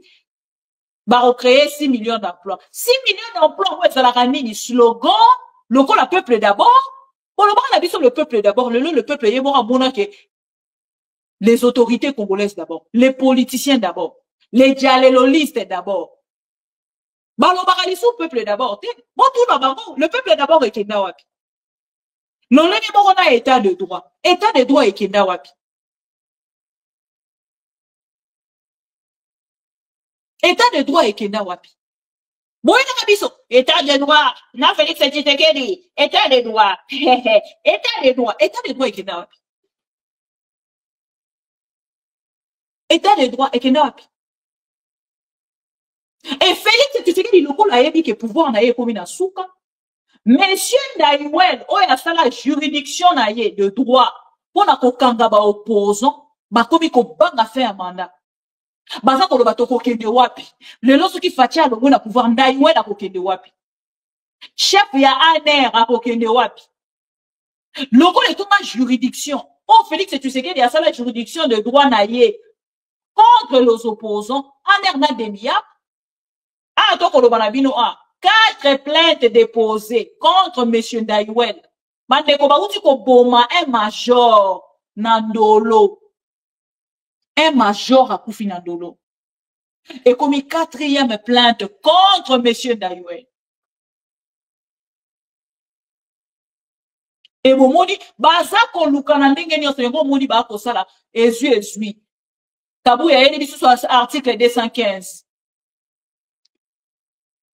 Aïe, biso sous nani de article 215. Donc chaque jour ba ko la biso ka bon mikolo to lobela 217 a esimbité. Oh non basali constitution na mboka papa esimbité. Ba beti ba ngo bituna mur. Eh ba professeur ya droit constitutionnel ba bimi. Bato ba participa ki ba rédacteur ya droit ya constitution mboka na biso ba bimi. Tellement la part na bango batali balobi non biso to sali ba bumingi to kokende wapi ah ba komo ye bakanga ina kende wapi na kende wapi ah nzambelanga bande kolanga tango na observer que justice ya Congo bomoni na che monsieur Kamere no kisoni bande kolanga va signer motion contre Monsieur Guizaro. Monsieur Guizaro, ministre, il y a infrastructure, n'a pas travaux publics. Va déposer motion contre Monsieur Guizaro. Félix Tshisekedi a imposé à lobby Guizaro ou rien. Bakei ko violer même bande konanga. Règlement d'ordre intérieur na bango, ya Assemblée nationale. On eza kotalisa ke soki esi motie signature, okoki ko retirer signature te bande konanga. Loi moko eza déjà na mboka non bakangi déjà Guizaro bakangi le kwa moyibi. Azo pesa ba marché, ake ko pesa marché na monsieur moko Sokok. Voilà. Comment les ça passe là? Makabuza, monsieur Makabuza. Soki bozongi na dossier ya monsieur Vital Kamerhe, monsieur Makabuza. N'invite so kolanda la vidéo lo lengi moko nanga. Monsieur Makabuza bakanga na dossier 100 jours bande konanga. Makabuza, comment on yango wana? Voilà. Monsieur Makabuza bakanga na dossier 100 jours. Monsieur Guizaro azongisi lisusu apesi dossier a kotonga banzela. C'est un Rwandais touti. Na Bukavu na Goma kuna monsieur Vital Kamerhe pesa ka ba misala ba travaux ya kosala ba marché sans ele kana marché public et lelo na koloba na bino awa Guizaro pe apesi moto wana si ba bimisa na prison na COP ba bimisa même na grâce présidentielle pour que de bon luka ba information beta na Google monsieur Makabuza Sokok SOCOC na dossier 100 jours. Monsieur Makabuza wana. Azalaka na dossier na monsieur Vital Kamerhe. Bakangaka bango na monsieur Vital Kamerhe. Comment na kati ya mboka na biso, moto na société na ye bakangaki yango. Et ibi déjà bon mboka. Ata aza na prison, na libanda baza ko continuer lisu ko pesa ye ba marché. Bota na niveau moyido et bisolo na kati ya République démocratique du Congo.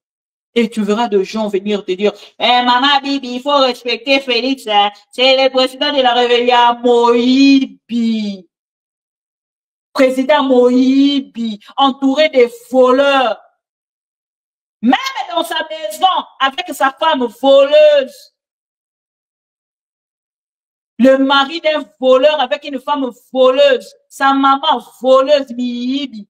Yambongo na biso bazo yiba mbongo mboka na biso. Matin, midi, soir, baza ko yiba biso. Et le peuple congolais a préféré, avant d'anaï na sima ya batouana, abete la kabango maboko ba pese $100, abete li bango maboko ba pese $1000. Excusez-moi, Félix, à côté na mbongo nanga.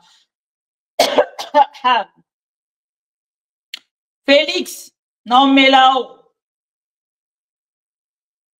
Voilà. Et les gens le même monsieur na Makabouza, bazongi tie lisusu na kati ya ba dossier, ya makambo etali ba marché, ya kotonga banzela, ya makambo ba grands travaux, na ngambo ya Bukavu kuna na Nord Kivu.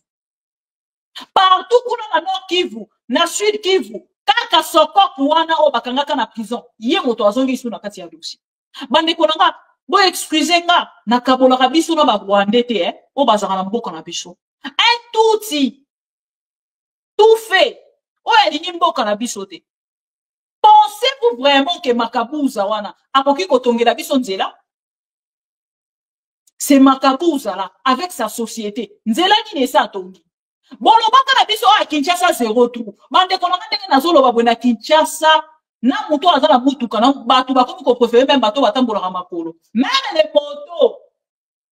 Eza ko koka koleka na lisusu te. Potu na batu bazana Kinshasa. Bon, tout la batu bazan à Kinshasa. Pour ça, biso to le pour la propagation à faux bruit. Bon, tout la batu bazan à Kinshasa. Baza koye balisu soute ba koleka na wapi. Na moni même. Vice-gouverneur ya ville, province ya Kinshasa.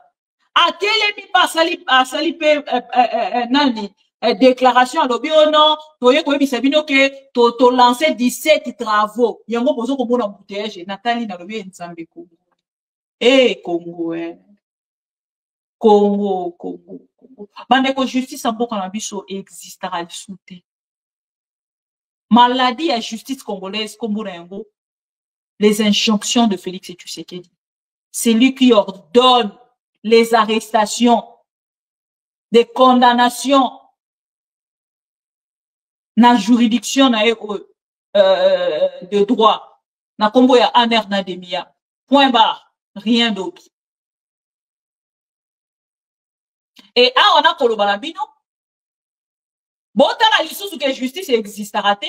Botali dossier à $900,000. Il y a procureur général. Monsieur Firmin Vondo. 900,000 il y a dossier à Firmin Vondo. Ceux qui vendent. Tena bokololelo to koloba. Firmin Vondo. Na kati ya makambo yo balobi soki justice ezalaki ko exister alingaki no ba suspendre na poste wana azali si soki ba enquête esili après ba zongisi mais Firmin Vondo na bandika na kiti na coin na comme si rien n'était. Firmin Vondo na bandika na kiti na coin na nani akoloba na aida bango pona ba boma Chéribin Okede. Asombi villa ya $900,000 bandeko fonctionnaire ya l'État. Yo vandaka na poto kumisara Félix. Un fonctionnaire ya l'État. Na France, na Belgique, na Allemagne. Akoki kosomba ndako 900,000 cash. Aya ko bimisela bino un document pour na koloba ke non, ngai ndenge na sali boye, na zui 900,000 wana na crédit na banque pour que na futa ngo na 2 ans. Moto defa 900,000 s'il vous plaît. Pour foutre à mon à 2 ans. Ba pesi crédit à 2 ans. Entre-temps, monsieur Firmin Vondo dans 65 ans. Année prochaine, à Oko qui 65 ans. Monsieur Firmin Vondo, année prochaine, à Oko qui 65 ans. Ba pesa ye, nani, échéance ya kofuta mbongo kozongisa mbongo wana na 2 ans. Année prochaine, monsieur Firmin Fonde aza kokende retraite parce qu'il a 65 ans. Aza fonctionnaire ya l'État. Il faut kende na retraite l'année prochaine. Comment monsieur Firmin Fonde a reçu mbongo wana kozongo wapi? A épargné ki wapi? Mbongo wana zoki yango wapi? À moins que boy bisabiso keza lopango a Denise Nyakeo. À moins que boy bisabiso keza lopango a Félix Tshisekedi. Et Félix Tshisekedi allait à la télévision et comme ça, non, l'État congolais ne peut pas donner le travail à tous les jeunes. Liste kasi ya ba jeunes européens ça, ezo sala mawapi. Ouais, bisamba. Un chef de l'État. Ah, il y a même pas que l'État crée un emploi. Il y a slogan.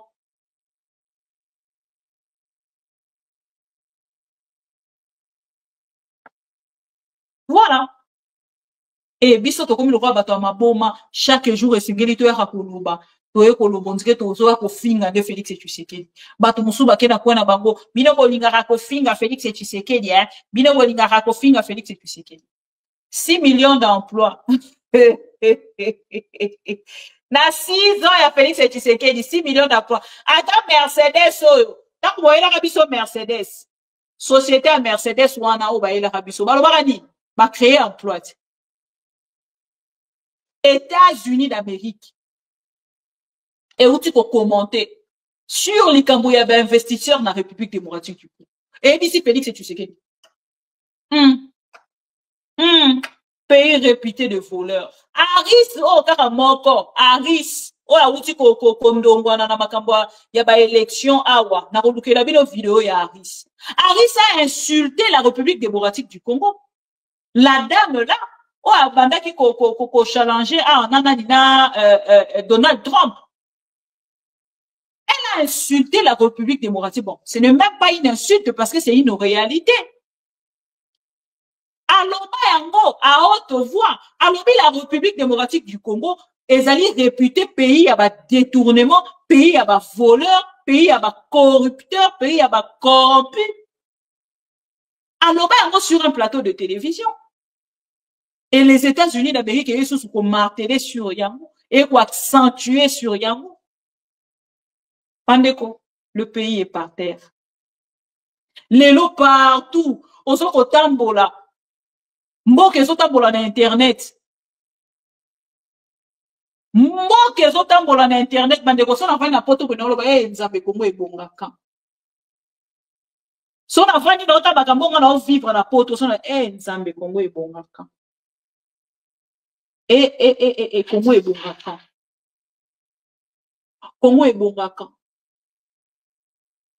Ma condition nini Félix Tshisekedi esa créé pour que ben investisseur baya. Ba ebisaka biso bloc pétrolier eza kuna na ngambo ya nani ya Kingakati. Baza soki na 26 blocs. Oh bazoteka ba bloc etuli. Nzambe na pardon. Papa, na yo mona bino na deuxième partie, pardon. To solo mahamba Rwanda. Na dévoilé bino ba accord ba ke ko signer na Rwanda. Na deuxième partie. To mona ni na 20h40. S'il vous plaît, le temps pour na mela moi mai, na mela moi ji. Boyebi ke na sali 2 ou 3 jours to mona nité. Alors na reprendre week-end au mobima na rozana bino, au moins bino de bo ko comprendre. Baton na actuel. Et bino moko pe batu bo conseiller kinga bolo mama pipi so ba vanda kana ndako otala kaka Félix matin midi soir obela liboma. Ah les Congo, mon pays va mal. Alors anze mwana ndolo ba katsaka mutu wana de mutu ayembaka pays na yende zaka na problème mais le leur na vandi na mboko nze mbola kana na komo oyeba mon pays va mal. Mon pays va mal. Mon pays va mal. En mal. En mal. Mon pays va mal. Kadadada. Mon pays va mal. Les lois abisso qui aux opposants. au critiquer Félix au prison. Mais sans que Ozana Félix et Tshisekedi, la qui ça Félix et Tshisekedi qui Ozana yé. Félix et Tshisekedi a commis papa l'issaponge, onge. Aye na peuple congolais eko ebisa bonga lobi non ndenge eza boye bilisa ponge onge ba jeune ba ozela ya kopesa bango misala ya yo ebisa bonga lobi ba jeune non l'état pesa misala te Mandeko to like to partager à tout à l'heure pardon Moutou Passi je vous aime beaucoup beaucoup les pro-congolais je vous aime beaucoup sans vous avec vous, voilà pourquoi il faut faire chaque jour. Mais bon, mais bello na holo bate. Ma promesse nion so Félix Asala a réalisé à Cameroun. Pour un nom profond et banana, batigala au salamote.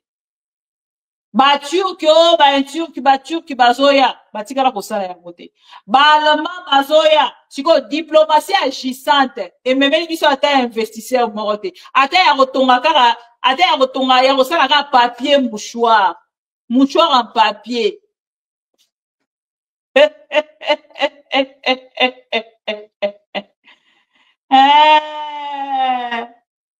Non, c'est pas possible. Nous allons mettre un accent particulier sur l'emploi. Les jeunes, je suis votre partenaire privilégié. Vous savez ce que j'ai déjà fait pour vous. Je sais que ce n'est pas assez et que nous devons davantage travailler ensemble. Comptez sur moi, les jeunes. Demain, nous créerons des millions d'emplois pour vous. Beaucoup de jeunes se trompent en pensant que l'État n'est à Pesaka Misala. Na l'État Misala ezali pona ba jeune nyon sauté. Ce ne sera pas possible d'engager tout le monde. Mais c'est par la création d'entreprises que nous avons. Misala ezali pona ba jeune nyon sauté. Ce ne sera pas possible d'engager tout le monde. Mais c'est par la création d'entreprises que nous allons Voilà, merci beaucoup, chers amis congolais. Merci. Tokuta dit tout à l'heure, on a 20h40. Tosolola, Marabetali Bongo, Est et la République. Bisika Félix et Tshisekedi a accueilli pour signer l'accord. Nous allons mettre un accent révélation. Makambo et Pomba Minasimwana. Nous allons retrouver Bino tout à l'heure. Merci beaucoup. Vous savez ce que j'ai déjà fait pour vous. Sujet échangé. Je sais que ce n'est pas assez et que nous devons davantage travailler ensemble. Maman Gabriel Chembe, j'espère que l'anniversaire est les gars qui bien. Demain, nous on est là, on fait avec famille à Poto. Merci beaucoup Willy Kambalandoa, merci Alain Sanga, toujours ma pointe. On équipe à Makassi. Merci beaucoup. L'État Misala vous êtes tellement aidés. Ce ne sera pas possible d'engager tout le monde. Congolais avertis. Mais c'est par la création d'entreprises que nous allons Sola tenga komba mutu mora Mama Poumaski, Mbote, François Matanouzola, Posé Ebele, JR Moussiana, na Facebook, pendant la Xabino que vous avez qui en direct, et tout ça qu'on s'est retrouvé na 20h40, voilà. Donc, on est à 20h40, na Ligi Bino Mingi. Bonne soirée.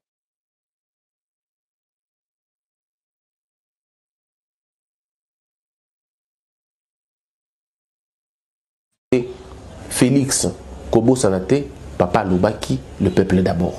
Félix Kobo Sanate, Sokozu Bokonzi, Papa Lobaki, le peuple d'abord. Ça, c'est un avertissement à monsieur. On dit, ne prends pas la boisson, tu vas t'enivrer. Ne t'enivre pas du pouvoir, on t'oubliera. Tu rejetteras le peuple. Et la Cinco a dit ça aussi. N'oublie pas d'où tu viens. Oui, tu viens d'où? Ça, on va l'expliquer. Donc, cher peuple congolais, ne permettons pas à Félix de s'enorgueillir. Ne permettons pas à Félix de perdre la tête. Ne le permettons pas. Ne lui permettons pas. Et la seule manière pour nous de ne pas lui permettre, c'est de refuser d'être des flatteurs. C'est de refuser d'être des flatteurs.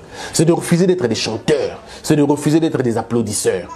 Nous devons être des gens vigilants qui regardent. Et quand il y a un problème, on crie, on dénonce. Il faut qu'ils se rendent compte que le peuple a grandi, ce peuple a mûri. Et la culture du mensonge est en train de gagner du terrain. On ment comme on respire au Congo. On ment pour couvrir ses propres inerties. On ment pour couvrir son incompétence et parfois pour justifier son irresponsabilité. On ment. Eza pasi pour le régime na biso to yebaka te ke ekozalaka boyi. To yebaka te? Soki mbe to yebaka. Ah pardon.